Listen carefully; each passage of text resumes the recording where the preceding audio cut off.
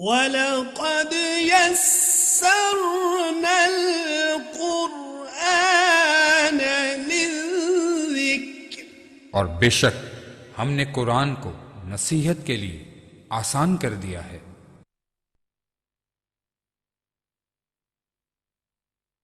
اعوذ باللہ من الشیطان الرجیم، بسم اللہ الرحمن الرحیم۔ معزز ناظرین، اللہ رب العزت کے فضل و کرم اور حضور نبی رحمت علیہ افضل الصلوات و تسلیمات کے نعلین پاک کے تصدق سے عرفان القرآن کورس کی چھٹی نشست اور چھٹے لیکچر میں ہم سب شریک ہیں۔ حسب معمول سب سے پہلے آج کی تجوید کا سبق پڑھتے ہیں۔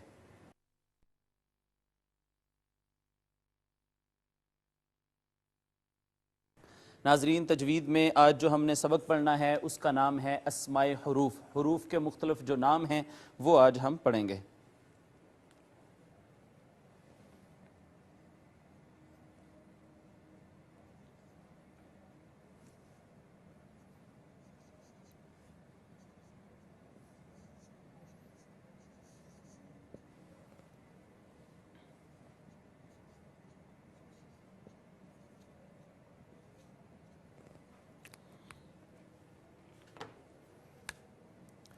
سب سے پہلے حروف منقوطہ۔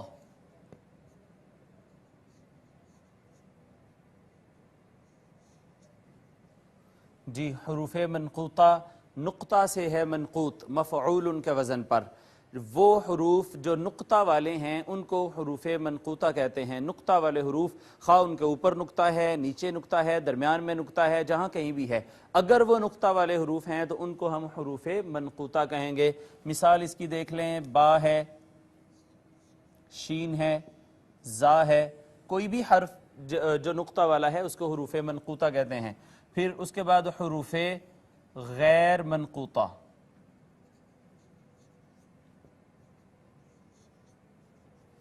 غیر منقوطہ وہ ہیں جو بغیر نقطہ کے ہیں، جن کے اوپر نیچے درمیان میں کوئی نقطہ نہیں ہوتا۔ مثال کے طور پر سین ہے، کوئی نقطہ نہیں ہے، اسی طرح الف ہے، کوئی نقطہ نہیں ہے، اور را ہے، کوئی نقطہ نہیں ہے۔ یہ حروف غیر منقوطہ کہلواتے ہیں، یعنی بغیر نقطہ کے حروف۔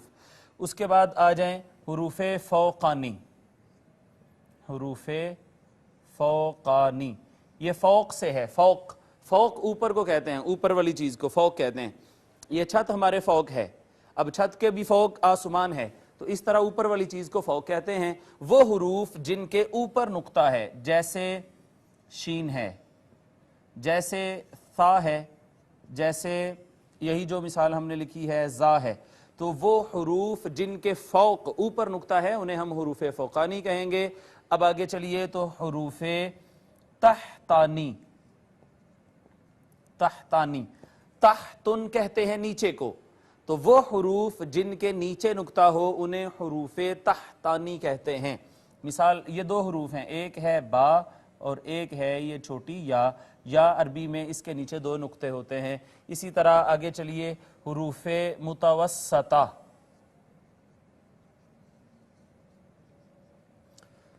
متوسط اور توسط اور وسط کا معنی آپ کو آتا ہی ہے، درمیان کو کہتے ہیں۔ تو ایسے حروف جن کے درمیان میں نقطہ ہے وہ حرف ایک ہی ہے، اور وہ ہے جیم۔ جیم وہ حرف ہے جو حروف متوسطہ یا حرف متوسط کہلاتا ہے۔ اگر کسی کے خیال میں آئے کہ یہ نون کے بھی درمیان میں نقطہ ہے، یہ بھی حروف متوسطہ میں سے ہونا چاہیے، ایسا نہیں ہے، اس وجہ سے کہ نون کے اوپر نقطہ ہے۔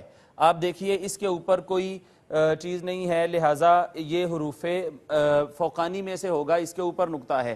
حروف متوسطہ جس کے درمیان میں نقطہ ہو وہ صرف اور صرف جیم ہی ہے۔ جی معزز ناظرین، اسماء حروف آج ہم نے پڑھے ہیں۔ سب سے پہلے حروف منقوطہ، ایسے حروف جو نقطہ والے ہیں، خواہ نقطہ اوپر ہو، نیچے ہو، درمیان میں ہو، جہاں کہیں بھی ہو، اگر وہ نقطہ والے حروف ہیں تو حروف منقوطہ کہلوائیں گے۔ اور وہ حروف جن کے اوپر نیچے درمیان میں کوئی نقطہ نہیں ہے، بغیر نقطہ کے حروف ہیں، ان کو حروف غیر منقوطہ کہتے ہیں۔ ایسے حروف جن کے اوپر نقطہ ہے حروف فوقانی، جن کے نیچے نقطہ ہو انہیں حروف تحتانی، اور جن کے درمیان میں نقطہ ہو انہیں حروف متوسطہ کہتے ہیں۔ تو منقوطہ نقطہ والے، غیر منقوطہ بغیر نقطہ کے، فوقانی اوپر نقطہ، تحتانی نیچے نقطہ، اور متوسطہ جن کے درمیان میں نقطہ۔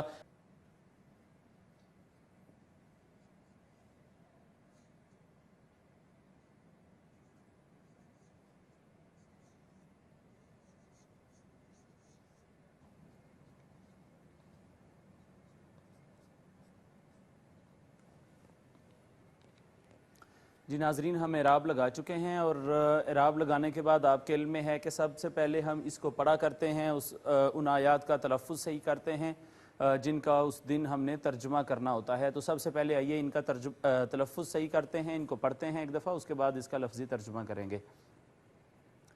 اعوذ باللہ من الشیطان الرجیم، بسم اللہ الرحمن الرحیم، اولئک، یہ مد کون سی ہے، اس کو کتنا کھینچنا ہے، اور اس کا نام کیوں ہے، یہ مد یہاں پہ آئی کیوں ہے، سبب کیا ہے، یہ ساری باتیں ہم آگے مدات کا بیان آئے گا اس میں انشاءاللہ پڑھیں گے۔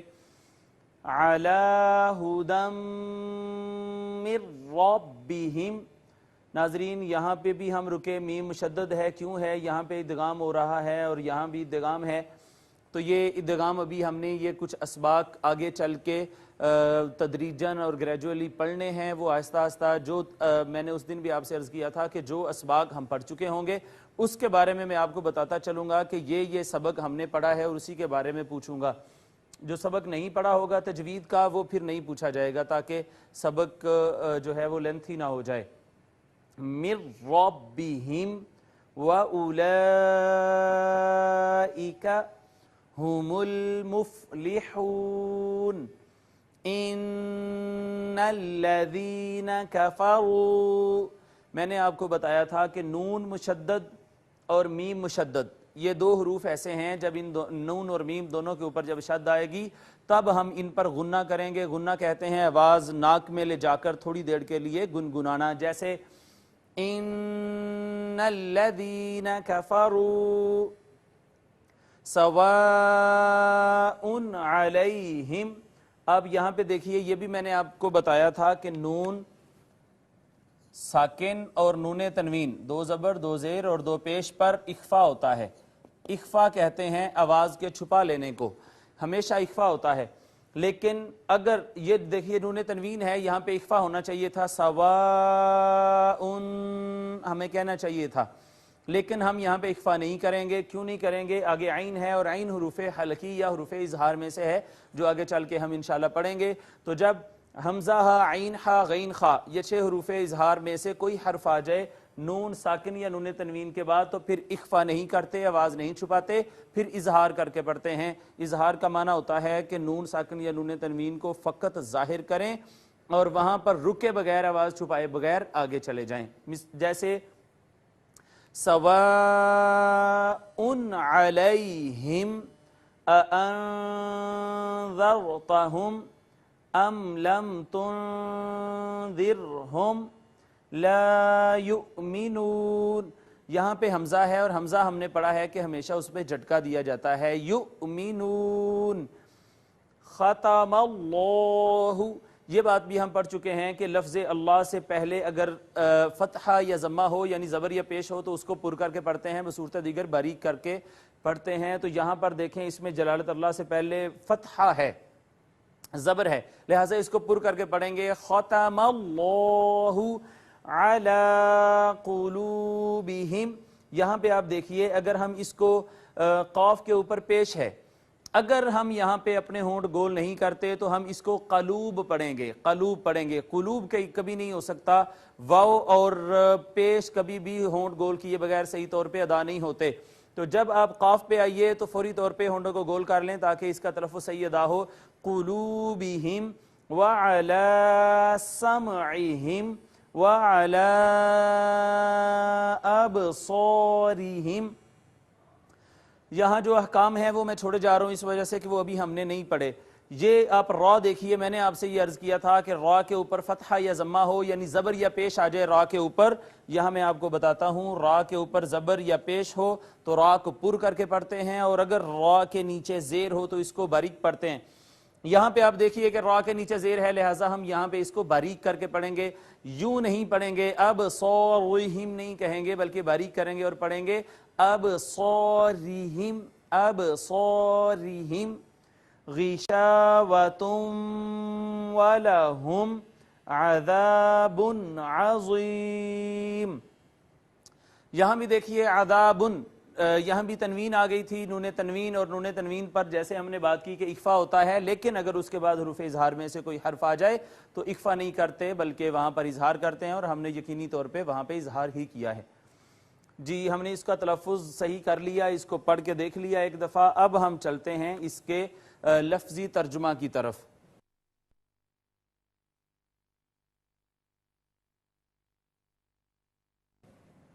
اولئک، اولئک اس میں اشارہ ہے۔ آپ کے علم میں ہے کہ پچھلے لیکچر میں ہم نے اسماء اشارہ پڑھے تھے قریب کے، ہاذا، ہادانی، ہاؤلائی، ہادہی، ہاتانی، ہاؤلائی۔ یہ قریب کے اسماء اشارہ میں سے نہیں ہے، یہ بعید کے اسماء اشارہ میں سے ہیں جو آج کے ہمارے لیکچر میں موجود ہیں، اور حصۃ القواعد گرامر میں جا کے ہم ان کو پڑھیں گے۔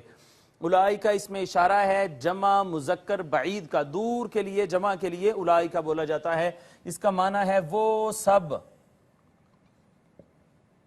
یا وہ سب لوگ کہہ لیں، وہ سب جمع کے لیے ہوتا ہے اور دور کے لیے اشارہ ہوتا ہے کہ وہ جو سارے کے سارے ہیں۔ علی میں آپ کو بتا چکا ہوں کہ اس کا معنی ہمیشہ کریں گے پر یا اوپر، آپ اس کو بھی دہرایا کریں میرے ساتھ، اس کا معنی ہے پر یا اوپر۔ اولئک وہ سب لوگ، علی پر یا اوپر ہیں، ہدن، ہدن وہی تیسری دفعہ آ گیا ہمارے سبق میں، ہا دال یا ہدایت، وہی سب لوگ ہدایت پر ہیں۔ اولئک وہ سب لوگ، علی اوپر ہیں، ہدن ہدایت کے، من کا معنی ہم پڑھ چکے ہیں اس سے پہلے بھی، من اور عن کا معنی ہوتا ہے سے، من کا معنی سے، رب کہتے ہیں پروردگار کو، یہ بھی ہم نے پڑھا تھا سورہ فاتحہ میں، پروردگار پالنے والا، پرورش کرنے والا اور پالنہار، اس کو کہتے ہیں رب۔ تو رب کی طرف سے ہدایت پر ہیں وہ سب، کون، کس کے رب کی طرف سے؟ ہم اس میں ضمیر آ گئی ہے، اس میں ضمیر جمع مذکر غائب کی یہ ضمیر ہے، یہ ضمائر ابھی ہم نے نہیں پڑھے، جو ہی ہمارے اسماء اشارہ آج مکمل ہوں گے تو اگلے اسباق میں ہم اسماء ضمیر شروع کر دیں گے۔ ہم اس میں ضمیر ہے جمع مذکر غائب کی، اس کا ترجمہ ہے وہ سب اپنے، وہ سب اپنے رب کی طرف سے ہدایت پر ہیں۔ اولئک وہ سب لوگ، علی اوپر ہیں، ہدن ہدایت کے، من سے، ربہم اپنے رب کی طرف سے۔ واو کا ترجمہ اب سب کے علم میں ہے، واو، اور اولئک یہاں پہ ہم اس کا ترجمہ کر چکے، اس میں اشارہ بعید کا جمع مذکر کا صیغہ ہے، اس کا معنی ہے وہ سب، وہ سب، ہم اس کا ترجمہ بھی ہم یہاں پہ ہم کا کر چکے، ہم اور ہم ایک ہی بات ہے، جہاں پہ ہم کہنا آسان ہے وہاں پہ ہم لکھا گیا ہے، اور جہاں پہ ہم کہنا آسان ہے وہاں پہ ہم لکھا گیا ہے۔ ضمائر ہیں یہ، اور ضمائر مبنی ہوتی ہیں، ان کا اعراب پچھلے عامل کی وجہ سے نہیں بدلتا، تو یہ ہم اور ہم کا پھر کیا معاملہ ہے؟ ان کا معاملہ صرف اتنا ہی ہے کہ عربی زبان میں جہاں بھی ثقل واقع ہوتا ہے وہاں پر تخفیف پیدا کرنے کی کوشش کی جاتی ہے۔ تو آپ دیکھیے کہ جہاں پر ہم کہنا آسان ہے، ربہم یہ آسان ہے، اگر یہاں پہ پیش ہوتی تو تھوڑا مشکل تھا، ربہم کہنا مشکل تھا۔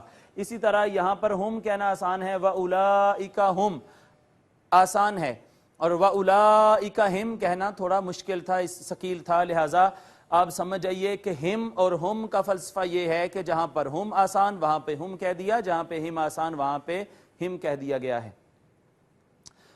ہم اس میں ضمیر جمع مذکر غائب کی، وہ سب، آگے آپ دیکھیے کہ ہم نے یہ پڑھا ہوا ہے کسی بھی لفظ کے اینڈ پہ، کسی بھی کلمہ اور اسم کے اینڈ پہ اگر واو نون یا یا نون آ جائے تو ہم سمجھ جائیں گے کہ یہ جمع کے لیے ہے۔ دھیان سے اس بات کو ذہن نشین کر لیں کہ جہاں پہ واو نون اور یا نون اینڈ پہ آ جائے وہ جمع کا صیغہ ہوتا ہے۔ جب ہمیں یہ معلوم ہو گیا کہ یہ جمع کا صیغہ ہے تو ہم پھر اس کا ترجمہ کریں گے سب یا سارے۔ سارے کون ہیں؟ میم، فا، لام، ہا، فلاح، فلاح ہر کوئی جانتا ہے کہ فلاح کا معنی کامیابی ہے، کامیاب۔ اب جب میم شروع میں آتی ہے، میم تو اس میں فائل بن جاتا ہے، اس میں فائل مفلح فلاح پانے والا. جس طرح یہ ایک کلمہ میں نے لکھا صلحن، صلحن کا معنی ہر کسی کو پتا ہے صلح کسے کہتے ہیں. شروع میں اگر میم لگا دیں مصلح، اس کو اگر بنا دیں مصلحن مصلح تو اصلاح کرنے والا. اسی طرح یہ ہے فلا فساد، فسادہ سے فساد، اگر شروع میں میم لگا دیں تو اس کا مفسد، اس کا معنی ہو جائے گا فساد کرنے والا، مصلح صلح کرنے والا. اسی طرح یہاں پر فلاح تھا کامیابی، اور میم شروع میں لگ گئی تو کامیابی پانے والا. اب کتنے ہیں؟ آگے جمع ہے تو مطلب ہو گیا سارے کے سارے. المفلحون سارے فلاح پانے والے ہیں، اس میں فاعل ہے، جمع کا صیغہ ہے. اب آپ دوبارہ سے ترجمہ دیکھیے. اولئک جمع مذکر بعید، وہ سب لوگ، الا اوپر ہیں، ہدن ہدایت کے، من سے، ربہم اپنے رب کی طرف سے، وا اور اولئک پھر اس میں اشارہ جمع مذکر بعید کا، وہ سب لوگ، ہم وہی ہیں، المفلحون کامیابی پانے والے اور فلاح پانے والے.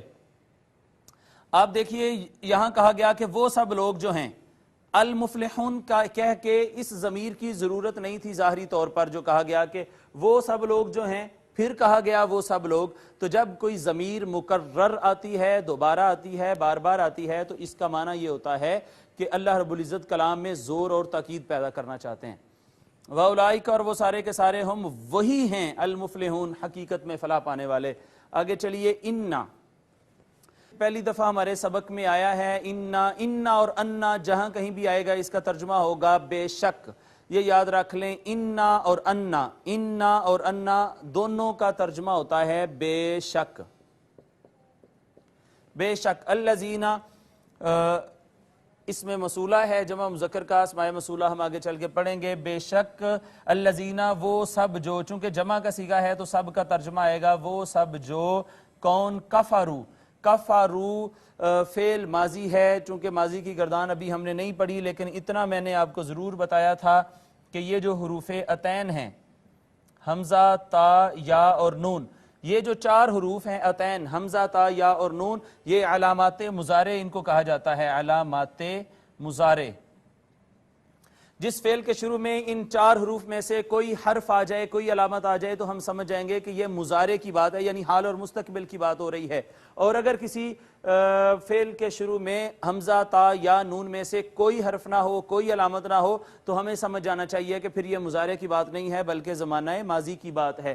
یہاں پہ دیکھیے شروع میں اکفرو بھی نہیں ہے، تکفرو بھی نہیں ہے، یکفرو بھی نہیں ہے اور نکفرو بھی نہیں ہے. حمزہ، تا، یا نون میں سے کوئی حرف نہیں ہے، لہٰذا ہمیں سمجھ میں آ جانا چاہیے کہ یہ فعل مضارع نہیں بلکہ فعل ماضی کی بات ہے. پھر آگے واو الف آ گیا تو یہ جمع کے لیے ہوتا ہے سب. کفرو جو سب کافر ہو گئے، جن سب نے انکار کر دیا، کفر انکار کو کہتے ہیں.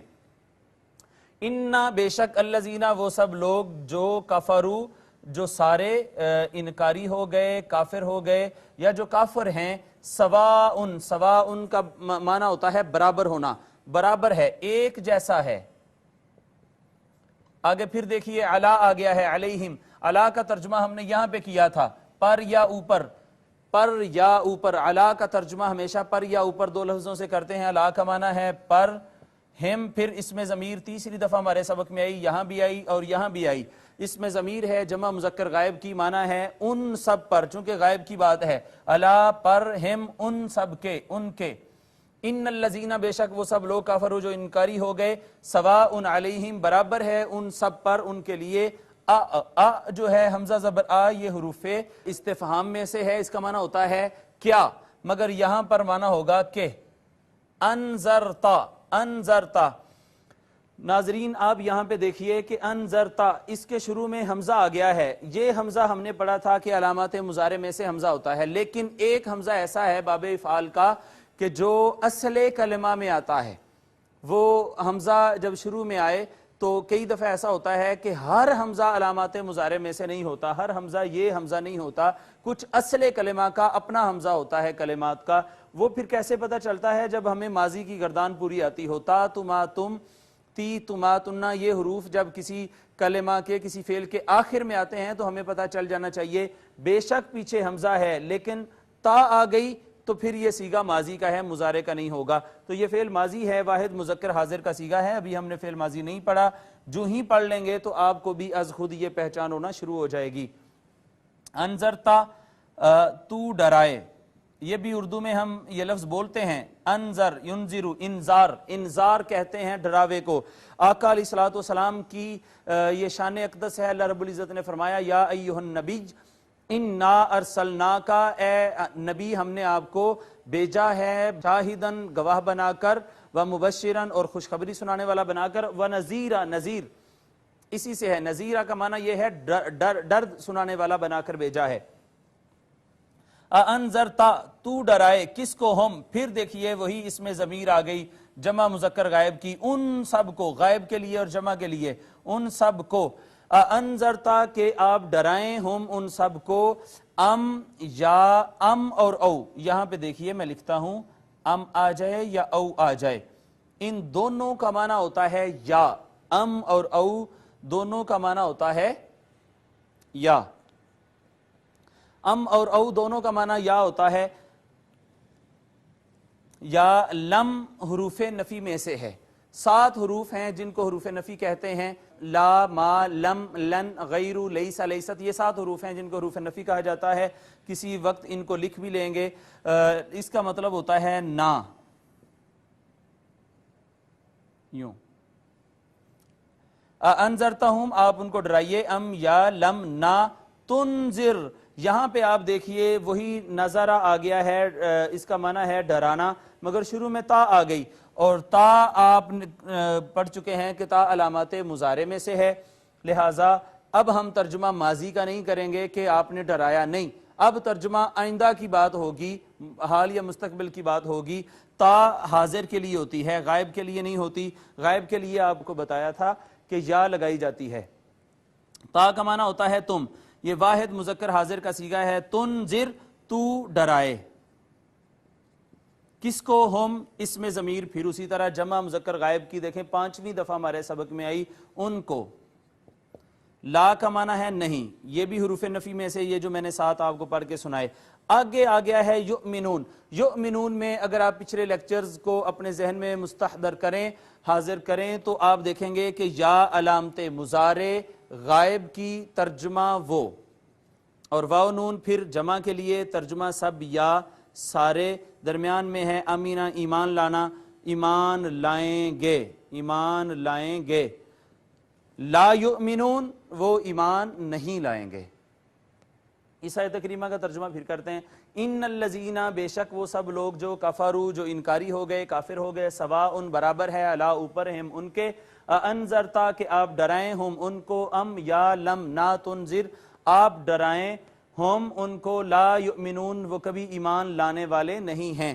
ختمہ، ختمہ فعل ماضی ہے. کیسے پتہ چل سکتا ہے کہ یہ فعل ماضی ہے؟ اگر آپ غور کریں تو یہ جو 4 علامات تھیں، حمزہ، تا، یا اور نون، اس کے شروع میں ایک علامت بھی نہیں ہے. اختمو بھی نہیں ہے، تختمو بھی نہیں ہے، یختمو بھی نہیں ہے، اور نختمو بھی نہیں ہے. تو کوئی علامت نہیں ہے مضارع کی، لہٰذا یہ ماضی کا صیغہ ہو گیا. ختمہ واحد کا صیغہ ہے، واحد مذکر غائب کا. ختمہ اس نے مہر لگا دی، اس نے مہر لگا دی. ختم مہر کو کہتے ہیں. کس نے لگا دی؟ اللہ، اللہ نے. اللہ نے مہر لگا دی ہے. علا دیکھیے تیسری دفعہ آ گیا ہمارے سبق میں، پر یا اوپر. اللہ نے مہر لگا دی ہے، علا کا معنی پر یا اوپر. کس پر؟ قلوب. قلوب جمع ہے قلبن کی. قلبن یہ یہاں لکھتا ہوں، قلبن کی جمع ہے قلوب، اور قلبن کہتے ہیں دل کو. تو دلوں پر، کس کے دلوں پر؟ ہم آ گیا. اس میں ضمیر پھر وہ دیکھیں 6ٹی مرتبہ آ گئی، جمع مذکر غائب کی ضمیر ہے. ان کے دلوں پر اللہ نے مہر لگا دی ہے. واو کا معنی اور، علا پھر یہ پر یا اوپر. آپ بھی بولیے پر یا اوپر. اس کا ترجمہ ہے سمعن، سماعت کو کہتے ہیں. اوپر سماعت کے، سماعت کے. کن کی سماعت کے؟ پھر وہی آگئی ضمیر جمع مذکر غائب کی. ان کی سماعت کے اوپر بھی اللہ نے مہر لگا دی ہے. واو کا معنی اور، علا کا معنی پھر پر یا اوپر. ابصار جمع ہے بصر کی، اور بصر کہتے ہیں بینائی کو. بینائی پر اور ان کی اور بینائی پر، کن کی بینائی پر؟ پھر ضمیر آ گئی جمع مذکر غائب کی، ان سب کی بینائی پر، ان کی بینائی پر کیا ہے؟ غشاوتن، پردہ ہے، پردہ ڈال دیا ہے۔ واو کا معنی اور پھر یہ لام زبر لا آ گیا۔ معزز ناظرین، میں نے یہ پہلے بھی آپ سے عرض کیا تھا کہ لام زبر لا ہو یا لام زیر لی ہو، دونوں صورتوں میں ترجمہ ہوتا ہے لیے، کے لیے اور واسطے۔ ایک دفعہ پھر دہراتا ہوں، آپ دھیان سے سن لیں، لام زبر لا اور لام زیر لی دونوں صورتوں میں ترجمہ ہوگا لیے، کے لیے اور واسطے۔ جی یہ ترجمہ کریں گے۔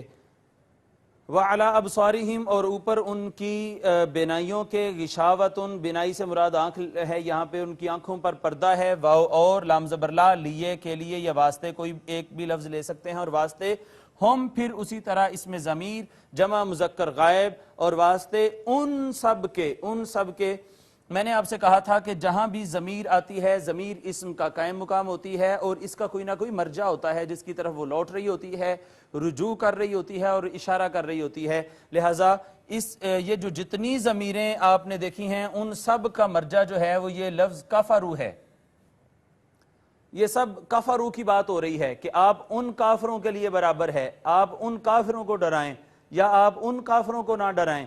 اللہ نے ان کافروں کے دلوں پر مہر لگا دی ہے، ان کی کافروں کی سماعتوں پر مہر لگا دی ہے، تو یہ ہر کسی کا مرجع وہی جو ہے کفروا ہے۔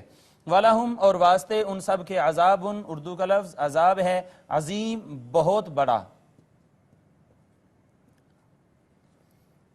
جی ناظرین، لفظی ترجمہ ہم کر چکے ہیں، آئیے با محاورہ ترجمہ میں عرفان القرآن سے آپ کو یہ سنا دیتا ہوں ایک دفعہ۔ اولئک علی ھدی من ربہم واولئک ھم المفلحون، وہ اپنے رب کی طرف سے ہدایت پر ہیں اور وہی حقیقی کامیابی پانے والے ہیں۔ ان الذین کفروا، بے شک وہ لوگ جنہوں نے انکار کیا، سواء علیہم اانذرتہم، ان کے لیے برابر ہے خواہ آپ صلی اللہ تعالیٰ علیہ وسلم نے انہیں ڈرایا، ام لم تنذرہم، یا آپ نے انہیں نہ ڈرایا، لا یؤمنون، وہ ایمان نہیں لائیں گے۔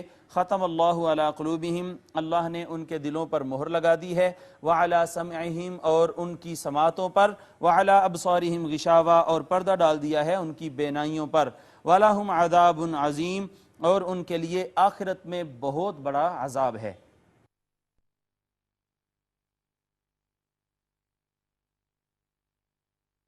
آج کی آیات کا لفظی اور با محاورہ ترجمہ کرنے کے بعد ان آیات کی تفسیر کی طرف بڑھتے ہیں۔ تو حصہ تفسیر میں سب سے پہلے آپ دیکھیے، اولئک علی ھدی من ربہم واولئک ھم المفلحون، یہ جو آیت کریمہ ہے، گزشتہ لیکچر میں ہم نے 6 علامات پڑھی تھیں جو علامات مومنین تھیں، ایمان بالغیب، اقامت صلاۃ، انفاق فی سبیل اللہ، ایمان بالقرآن، ایمان بالکتب السماویہ، و ایقان بالآخرت۔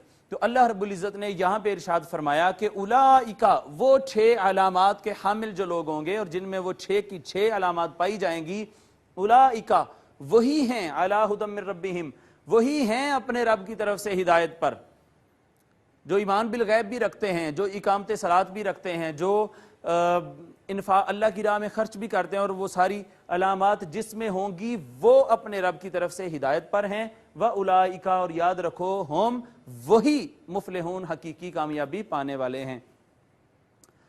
اس سے آگے اب یہ پھر کافروں کی بات آ گئی ہے۔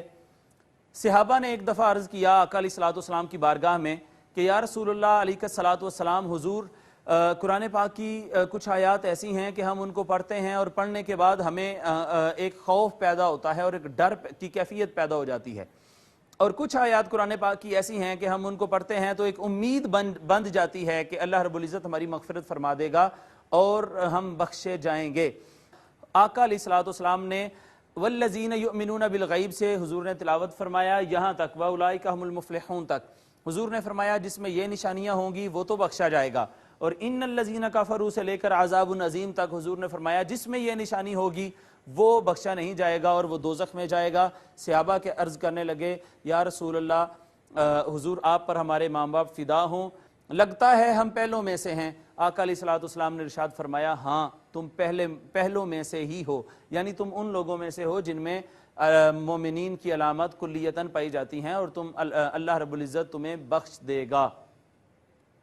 اس کے بعد یہاں پہ دیکھیں کافروں کی ایک نفسیات سے اللہ رب العزت اپنے محبوب کو آگاہ کر رہا ہے, اور فرمایا اللہ رب العزت نے کہ اے محبوب, حضور علیہ الصلوۃ والسلام کا تو دیکھیے نا منصب تھا, حضور کا منصب نبوت اس بات کا تقاضا کرتا تھا کہ آقا علیہ الصلوۃ والسلام ہر کسی کو دین کی دعوت دیں, ہر کسی کو اللہ کی توحید کی طرف بلائیں, اور ہر کسی کو شرک سے اجتناب کے لیے کہیں. لیکن ہر کوئی آقا علیہ الصلوۃ والسلام کی بات ماننے کے لیے تیار نہیں تھا.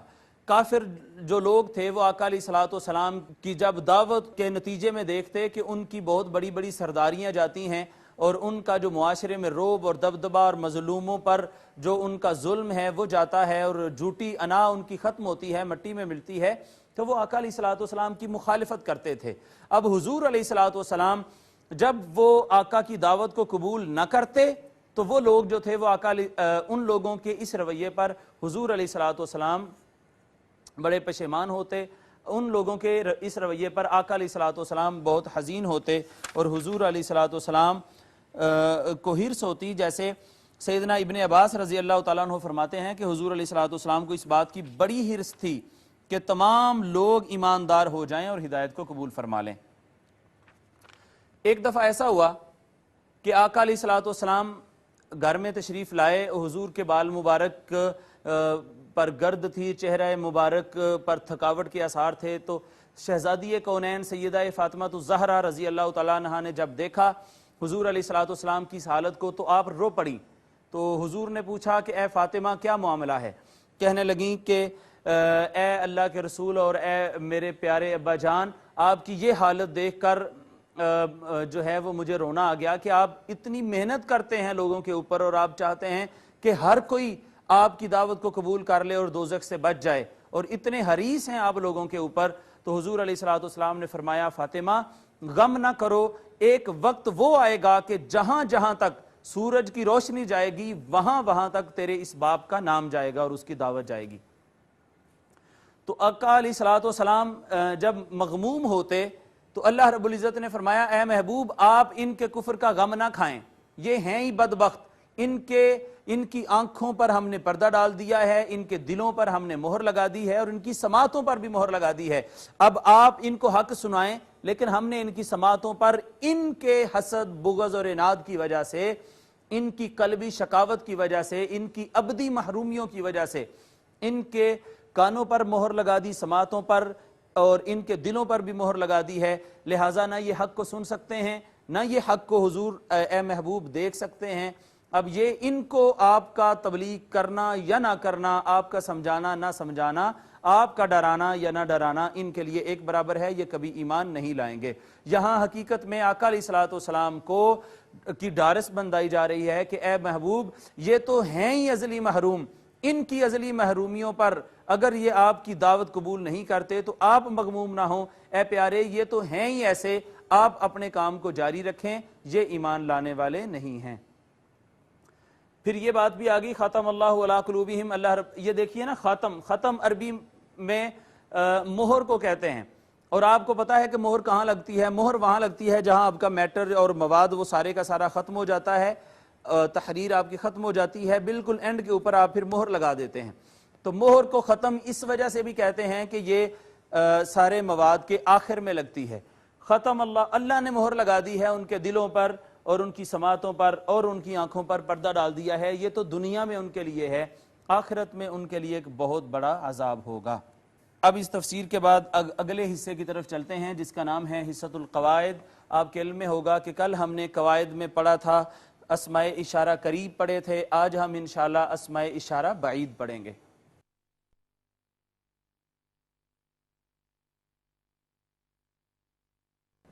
اسماء اشارہ بعید, بعید بعد سے ہے, بعد فاصلے کو کہتے ہیں, اور بعید کا معنی ہے دور کے.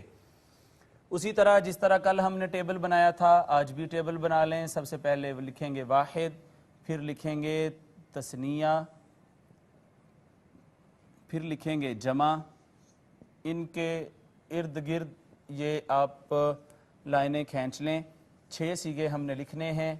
اس طرح کرنے کے بعد یہاں سے آپ لائن کو واپس لے جائیں. اس کو یہاں لکھیں مذکر اور یہاں پہ آپ لکھیں گے مؤنث.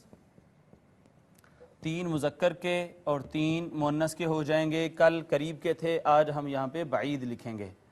معزز ناظرین, صیغہ سمجھنے کا وہی طریقہ ہے جو کل ہم نے پڑھا تھا. جیسے سب سے پہلے اوپر جائیں گے واحد مذکر, پھر دائیں جائیں گے اور پھر بائیں آئیں گے. تو یہ صیغہ ہے واحد مذکر بعید. یہاں بھی پہلے اوپر جائیں تثنیہ, پھر دائیں آئیں مذکر اور پھر بائیں آئیں بعید. تثنیہ مذکر بعید, جمع مذکر بعید. اسی طرح یہ صیغے کی ہمیں پہچان ہوگی. تو آئیں صیغوں کے اندر ہم اس کو لکھتے ہیں. کون کون سے یہ صیغے ہیں؟ سب سے پہلے واحد مذکر بعید کا صیغہ ہے ذالکا. یوں کھڑی زبر ہوگی اور یہ لام کے نیچے زیر اور کاف کے اوپر زبر. ذالکا. دور کے لیے, ایک کے لیے اور مذکر کے لیے آپ نے اشارہ کرنا ہو تو یہ اسم ہے ذالکا. آپ کہیں گے ذالکا رجل, وہ ایک آدمی ہے. ذالکا کا لفظ آپ استعمال کریں گے. اس کے بعد آپ دیکھیے یہ دوسرا صیغہ ہے تثنیہ مذکر اور یہ بعید کا. دو کے لیے آپ نے دور اشارہ کرنا ہو تو تثنیہ مذکر بعید کا صیغہ استعمال کیا جاتا ہے جو ہے ذانکا. ذانکا, ذالکا اور پھر ذانکا. لام کی جگہ یہاں پہ نون آ گیا ہے ذانکا, اور یہاں پہ آئے گا اولائکا. جمع کا صیغہ ہوگا اولائکا. اس طرح اولائکا. اولائکا بہت سارے لوگ ہوں دور تو ہم کہیں گے اولائک الرجال, وہ سب آدمی ہیں. آج کے ہمارے لیکچر میں ترجمہ میں بھی یہ لفظ یہ اسم جو ہے 2 دفعہ آیا ہے. اولائکا وہ سب لوگ جو ہیں, دور اشارہ تھا. تو ذالکا ذانکا اولائکا, ذالکا ذانکا اولائکا. اب یہ صیغہ آپ دیکھ لیں کون سا ہے. اوپر واحد مؤنث بعید کا ہے. دور ایک مؤنث کے لیے اشارہ کرنا ہو تو آئے گا تل کا.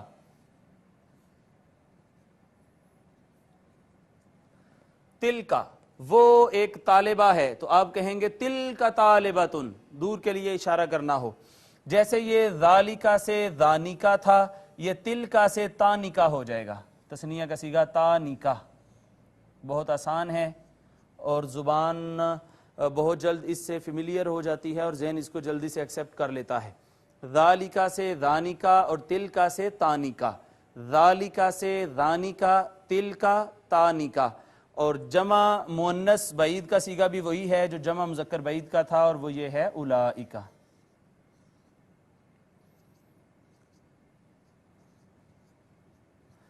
آپ نے دیکھا کہ کل جمع مذکر قریب کے جو دونوں جمع کے صیغے تھے, جمع مذکر اور جمع مؤنث, وہ دونوں ہا اولائی اور ہا اولائی تھے. اسی طرح یہ بعید کے صیغوں میں بھی جمع مذکر اور جمع مؤنث دونوں اولائکا اور اولائکا ہیں. تو میں اس کو ایک دفعہ دہرا دیتا ہوں. ذالکا ذانکا اولائکا, تلکا تانکا اولائکا. ہمیشہ آپ ایسا کیا کریں کہ میرے ساتھ اپنا سبق دہراتے رہا کریں. العلم بالتکرار, علم یاد ہوتا ہے پڑھنے سے, بار بار اس کو دہرانے سے. تو طریقہ کار اور اس کی لے اور سر آپ اسی طرح رکھیں گے جیسے میں آپ کو بتاتا ہوں. ذالکا ذانکا اولائکا, تلکا تانکا اولائکا. اب اپنے لیکچر کے آخری حصے کی طرف آتے ہیں جس کا نام ہے آج کی دعا.